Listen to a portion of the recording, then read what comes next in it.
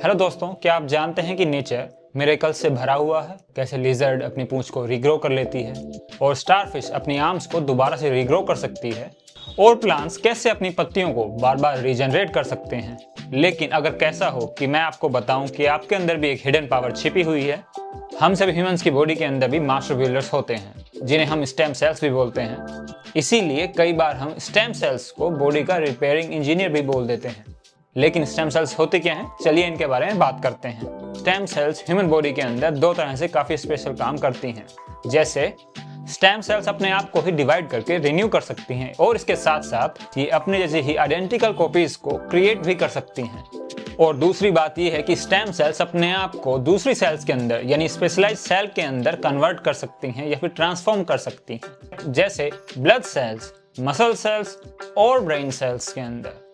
Stem cells को हम raw material की तरह भी देख सकते हैं जो कि हमारी बॉडी के अंदर ग्रो, रिप्लेस और रिपेयरिंग का काम करती हैं। क्या आप जानते हैं कि जो हमारे पास फर्स्ट स्टेम सेल्स थी वो सेल्स एम्ब्रियो के अंदर थी और ये सेल्स एम्ब्रियोस के अंदर ह्यूमन बॉडी को स्क्रैच से तैयार करती हैं।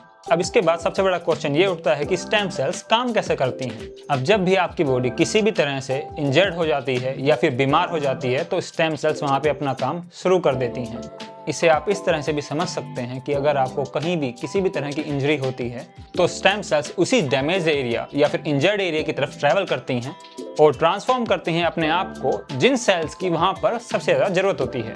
जैसे अगर आपकी स्किन में कोई कट लग जाता है तो स्टेम सेल वहाँ पे स्किन सेल को बनाने का काम करती हैं और अगर आपकी मसल डैमेज हो जाए तो यही स्टेम सेल्स वहाँ पे मसल को रिपेयर करने का काम भी करती हैं। ठीक वैसे ही जैसे इंडियन ट्रेडिशनल रेमेडीज के अंदर नीम और हल्दी को माना जाता है। जैसे नीम और हल्दी किसी भी घाव को भरने में हमारी हेल्प करते हैं, ठीक उसी तरह हमारी बॉडी को भी नेचुरल हीलिंग के लिए स्टेम सेल्स पर रिलाई करना पड़ता है। अब जो अगला क्वेश्चन आता है वो ये है कि क्या हम स्टेम सेल्स को ग्रो कर सकते हैं? इस चीज का सबसे सीधा और सिंपल आंसर है हाँ। साइंटिस्ट स्टेम सेल को लेबोरेटरी के अंदर भी तैयार कर सकते हैं जिसे हम स्टेम सेल कल्चर भी बोलते हैं।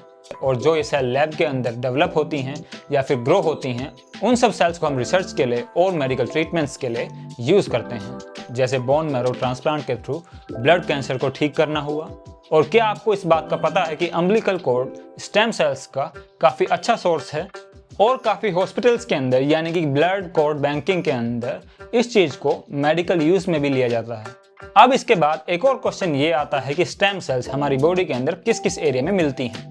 स्टेम सेल्स हमारी बॉडी के अंदर bone marrow, skin, fat tissues और ब्रेन के अंदर मिलती हैं। लेकिन जो सबसे पावरफुल स्टेम सेल्स होती हैं वो सब एम्ब्रियोस के अंदर होती हैं और जो सेल्स एम्ब्रियोस के अंदर होती हैं वो अपने आप को किसी भी तरह की सेल्स के अंदर ट्रांसफॉर्म कर सकती हैं। अब इसके बाद एक और क्वेश्चन ये आता है कि स्टेम सेल्स किन किन चीज़ों से फाइट करती हैं या फिर किन किन सिस्टम्स से फाइट करती हैं। तो इस चीज़ में स्टेम सेल्स का सबसे बड़ा रोल होता है कि किसी भी तरह की डिजीज से फाइट करना और इसके साथ साथ इम्यून सिस्टम को हेल्प करना, जिसके अंदर ओल्ड और डैमेज इम्यून सेल्स को रिपेयर करना हुआ और हमारी बॉडी को कीमोथेरेपी जैसे ट्रीटमेंट से रिकवर करना हुआ, क्योंकि कीमोथेरेपी से हमारी सेल्स डैमेज होती हैं। लेकिन फ्यूचर में स्टेम सेल थेरेपी हमें पार्किंसंस, हार्ट डिजीज और डायबिटीज़ जैसे डिजीज़ के अंदर भी काफ़ी ज़्यादा हेल्प कर सकती हैं। लेकिन क्या आपको पता है कि स्टेम सेल्स हमें इमॉर्टल बना सकती हैं? अब सुनने में ये सब साइंस फिक्शन के जैसा लगता होगा क्योंकि स्टेम सेल रिसर्च के अंदर हम उन चीज़ों के काफ़ी करीब हैं जो कि हमारी एजिंग स्लो कर सकती हैं और किसी भी तरह के डैमेज ऑर्गन को टाइम के साथ साथ हील कर सकती हैं। अब धीरे धीरे इंडिया भी स्टेम सेल रिसर्च का एक हब बन रहा है। एम्स जैसे इंस्टीट्यूट जो कि रीजनरेटिव मेडिसिन पर रिसर्च करते हैं, इंडिया के अंदर स्टेम सेल्स के थ्रू ब्लड डिसऑर्डर्स को और इवन आई इंजरीज को भी ट्रीट किया जा रहा है और धीरे धीरे इसमें टाइम के साथ साथ में और भी रिसर्चेस निकल के आ रही हैं। Thanks for watching this video.